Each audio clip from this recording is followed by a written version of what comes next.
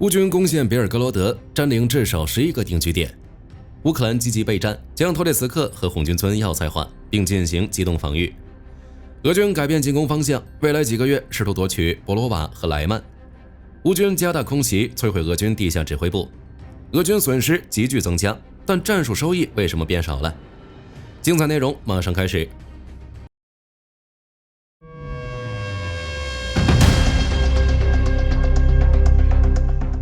或许是感受到了特朗普的威胁，4月1日凌晨，乌克兰境内首次未侦测到任何俄军无人机的夜间攻击。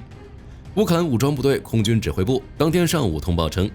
昨晚是近半年来第一次没有遭到空袭。唯一记录的是2枚从俄军机发射攻向扎波罗热地区，但被乌防空系统成功拦截的 KH-5969 制导航空导弹。这是俄乌全面爆发战争以来极为罕见的安静之夜。是否是俄军暂时的技术调整或战术转变？目前官方尚未作出说明。不过在前线，乌克兰卫国战争进入第1123天，俄乌的地面部队依然在各条战线不知疲倦的鏖战。乌军主力从库尔斯克撤出后，整个世界都没想到乌军杀了一个回马枪，以第47旅为先锋的乌军部队闪电般攻入别尔格罗德州，先后击溃了俄军第40海兵旅、车臣艾达营，控制了别州边境地区4村3镇，火控面积达到200平方公里。同样出乎意料的是，乌军并不是佯攻，而是将其作为重点进攻方向。在乌军第22和47旅撕开别尔格罗德俄军防线后，乌军第61机械化旅、第17重装山地旅、第414攻击无人机旅以及第33突击团等战斗群迅速跟进，打得库尔斯克和苏美边境作战的俄北方集群猝不及防，不断扩大战果。尽管如此，俄国防部最初一直拒绝承认乌军攻入别尔格罗德州，直至3月31日，眼看赶不走乌军，俄联邦武装力量总政治局副主任、车臣阿赫马特特种部队指挥官阿劳迪诺夫公开对媒体表示，乌军在库尔斯克和别尔格罗德边境地区占领了俄本土的部分地区，试图消耗俄军的资源和力量来获取谈判筹码。同时他还称，乌军目前大约控制了边境地区3个小镇，俄军正在尽全力将乌军部队驱逐出去。与此同时，乌克兰军方的通报也来了。通报显示，乌军已成功控制了别尔格罗德州11个居民定居点，且正向俄罗斯内陆继续推进。很明显，乌军通报中所占据的定居点数量明显比俄军承认的要多得多。综合多家军事媒体的报道，目前进入别尔格罗德州的乌军人数已达2万余人，出现了8个旅番号。此外，还有一些团级和营级战斗群，如游骑兵第3团、第224独立突击营等等。可见，攻入别尔格罗德的乌军大都以重装机械化部队为主，而俄军方面则紧急调派第3、第6摩步师、第76空降师、第85和第88摩步旅、格鲁乌特种作战群等部增援，同时安排俄空天军的3个航空联队进行协同作战。在4月1日的战斗中，俄乌双方在德米多夫卡市中心和波波夫卡附近继续展开激战，且战事规模正在扩大。库尔斯克方向，俄乌双方昨日共爆发了26次小规模战斗，俄军对该地区的苏美边境投掷了31枚滑翔炸弹，但由于受到乌军电子战系统干扰，大都偏离了目标，而乌军仍控制着70平方公里左右面积，且在昨日战斗中派出一架苏27投掷精准制导炸弹，袭击了克尼亚日伊村附近的一座桥梁。乌东战场，据卫星图像显示，乌军正在为俄军可能发起的大规模进攻做准备。目前乌军备战最积极的地区是在顿涅茨克州，其中作为巴赫穆特至斯拉维扬斯克防线关键节点的托列茨克成为乌军重点加强的地区之一。据悉，乌军在托列茨克外围布置了半径为5公里的警戒圈，且每平方公里布设了2400枚地雷，其中包括对俄军人海战术有奇效的跳雷和大范围杀伤地雷等。同时，乌军还安排8架小型战术侦察无人机，全天24小时不间断地进行巡逻。在核心防御带，也就是城区，乌军布设的防御网包括12座苏联时代修建的防核掩体，且每100米就配置了3具反坦克导弹和充当导引的无人机。至于托列茨克的战斗，4月1日，乌军在纽约村西南3.5公里处解放了一片约5.2平方公里的田野。不过，由于不具备较高的战术价值，乌军在该地区没有战术支撑点，仅埋设了一些地雷。同时，据乌方消息称，4月1日，俄军正在加强对托列茨克北翼的攻击，并安排小规模步兵群试图深入托列茨克，以巩固他们的阵地。在临近的恰索菲亚尔方向，一个作战的乌军旅4月1日报告说，乌军近期击退了一支由至少3辆装甲车、18辆摩托车和2辆汽车组成的俄军纵队。同时，乌军指挥官证实，俄军确实在利用地下排水系统来绕过托列茨克和恰索菲亚尔的乌军防御。另一个乌军积极备战地区是刚刚夺回的红军村地区。据悉，如今乌军在该地区的防御密度已是此前的2倍。而在红军村的后方，乌军还建立了7道防线来打造纵深防御体系。在前线的战斗中，4月1日发布的地理定位录像表明，乌军在舍甫琴科、伯汉尼夫卡东郊等多地击退了俄军攻势。但霍尔蒂察集团军发言人特雷胡波夫上校4月1日报告说，俄军仍没放弃对红军村的包围，正试图通过无人机和步兵突击来截断乌军的陆地交通线。据悉，俄军在战斗中投入了一种新型无人机，类似于固定翼飞机。不过，这种无人机作战效能目前尚不清楚，而且为了避免乌军无人机袭击造成过多的人员损失，俄军加大了电动车、T-55以及民用汽车运输作战人员的频率。而据图片报分析，由于近段时间乌军在红军村反攻的持续奏效，俄军的推进实际上已经停滞，并且如今的防守态势有进一步崩溃的趋势。据其分析，目前乌军已完全夺回了兹维列夫和科特林，开始从东北和南部2个方向猛攻俄军的阵地。在北部，乌克兰于1周前收复了乌达齐涅，随后往南部切入，抵达了乌斯佩尼夫卡一带。目前，俄乌两军正在于此地展开激战。如果乌军再拿下该地区，就有极大的可能彻底恢复乌东这块要地。乌军总司令希尔斯基也在对红军村3月份的总结中声称，俄军在顿涅茨克的进攻被有效遏制，乌军在部分战线扩大了战术阵地，成功收复了数十个阵地。目前，俄方对此尚未发表声明。不过可以肯定的是，俄军要拿下红军村的战略目标正变得遥不可及。那么，俄军在乌克兰战场的出路在哪里？答案在卢甘斯克州。通过战争研究所3月28日至4月1日的报道分析，就能发现俄军第3和第144摩步师正在努力扩大莱曼东北方向的桥头堡，并可能已经夺取了诺沃留比夫卡，从而为未来几个月夺取博罗瓦和莱曼创造条件。在莱曼方向行动的乌军旅发言人3月31日表示，自2025年1月以来，俄军即使没有装甲车，但依旧凭借10-1的巨大人数优势，在该地区取得了进展。且据霍尔蒂察集团军的报告显示，该方向的俄军主要是训练有素的合同军人。此外，有消息称，俄军司令部似乎正在加强和补充第3和第144摩步师前线部队的人员损失，因为这些编队至少自2023年以来就一直在该地区作战，没有撤退，也没有进行休息和重建，可见该方向俄军有着巨大的兵力优势。而之所以推测俄军会夺取博罗瓦或莱曼，是因为俄军最初的行动是专注于从伊万尼夫卡向科洛基奇亚推进，但最近俄军重新集中精力，开始向伊万尼夫卡西北方向的诺夫和卡捷林尼夫卡推进。一名俄军事博主4月1日就声称，俄军正试图将诺沃留比夫卡附近的桥头堡与靠近马基伊夫卡的小桥头堡连成一片，从而建立起一个稳定的突出部，来支持对博罗瓦东南部的攻击。当然，俄军还可能利用伊万尼夫卡附近的桥头堡的扩张，来支持俄军未来对莱曼的夺取行动。进攻路线如下：俄军可能从诺夫向卡尔皮夫卡推进，从科洛季奇亚向德罗比舍夫推进，从而努力在卡尔皮夫卡至尚德里霍洛夫至德罗比舍夫一线建立防御阵地，然后从西北、东北和东部托尔茨克向莱曼发起总攻。此外，俄军若是成功在卡尔皮夫卡至尚德里霍洛夫至德罗比舍夫一线成功建立起防御阵地，那么俄军就能快速夺取卢甘斯克剩余1%的土地，约266平方公里。卢甘斯克将成为第一个被俄军完全夺取的乌东四州。然后，俄罗斯就会利用对卢甘斯克州的占领，来获得在未来停火谈判中的筹码，同时也能给在乌俄战争中牺牲的俄军士兵家人一个交代。当然，大家若是觉得俄军还能从其他方向完成战场突破，欢迎在评论区留言讨论。在战场其他地区，库皮扬斯克方向，一名乌军副团长4月1日表示，俄军增加了对库皮扬斯克的制导滑翔炸弹袭击，试图摧毁对岸的乌军人员和设备，从而在德沃里奇纳附近的奥斯基尔河建立浮桥，将设备转移到奥斯基尔河西岸。南部战区扎波罗热方向，4月1日战线没有变化，但乌克兰扎波罗热州军事管理局负责人伊万·费多舍夫报告说，俄军最近正越来越多地通过扎波罗热州的占领区，特别是通过美丽托波尔，将大量军事装备转移到前线。对此，泽连斯基警告说，俄军可能会在乌克兰南部进行攻击。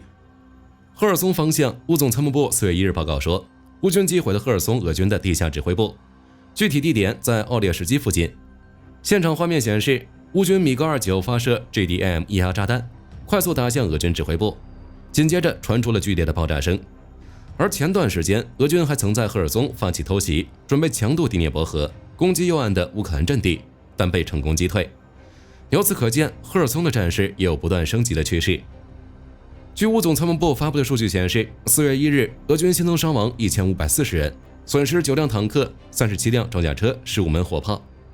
值得注意的是，据 Deep State 分析称，俄军从每个月占领的乌克兰领土开始变少，但损失继续增加。据其发布的数据显示，2025年1月，俄军占领325平方公里乌克兰领土；2025年2月，俄军占领192平方公里。但到了2023年3月，俄军占领的乌克兰领土面积减少到了133平方公里，这是高峰期的1/6。可平时每天的战报显示，俄乌双方交火的频率依旧很高。那是什么原因导致战术收益变少的呢？究其原因，火力军认为有以下3点：一、如今的东欧平原正处于泥泞期，大规模机械化进攻很难展开；二、如今的俄乌战场由无人机主宰着战场，传统的步弹协同以及步炮协同的战争方式很难取得突破；三、俄乌双方现在的战争潜力基本已经平衡，虽然俄军依旧占据兵力优势，但战术与军事装备落后。反观乌军，虽然兵少，但军事装备与战术都有了更新和突破。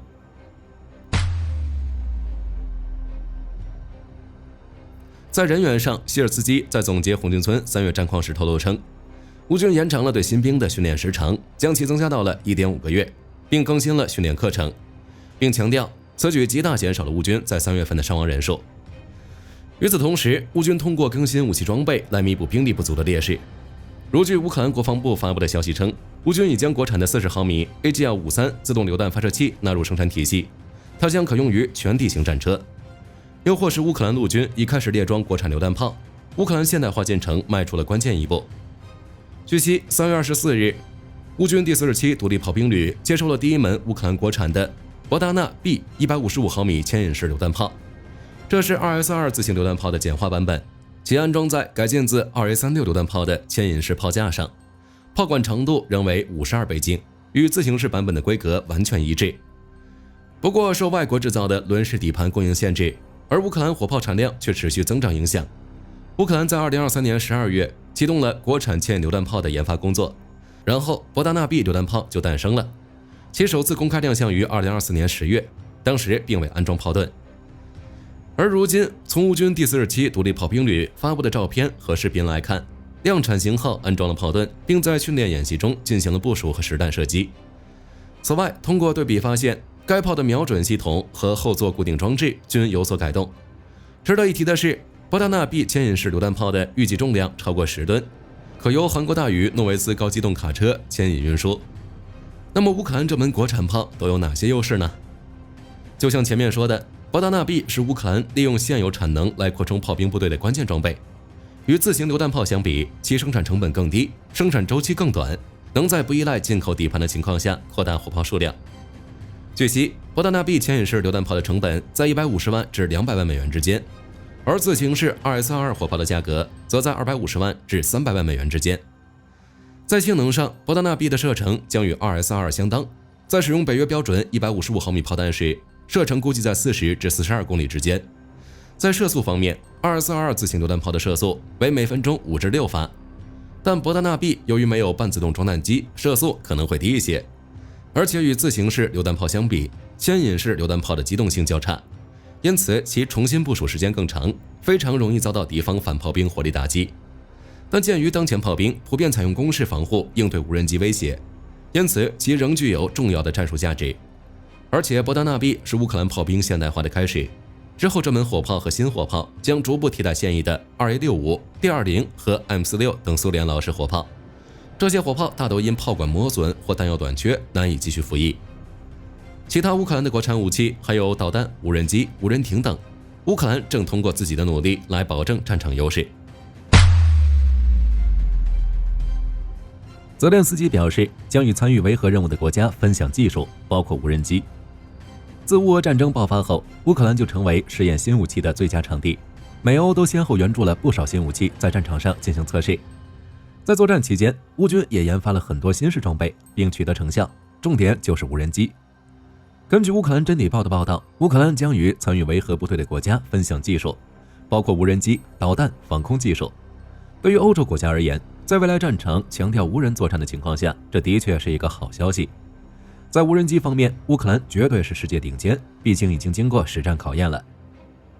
当然，分享技术是相互的。泽连斯基表示，这些维和部队的部署不仅涉及安全保障，还涉及培训乌军士兵，以及授权乌克兰生产外国军事装备。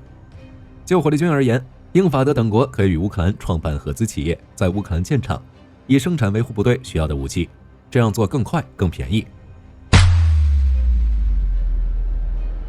俄军见证者无人机的弹头塞满木块，这是要做什么？在近期击落的见证者无人机中，乌军发现了一些新东西，其中一架无人机并未配备爆炸弹头，而是塞满了木块，并配备了先进的导航元件。乌军将残骸带回分析后发现，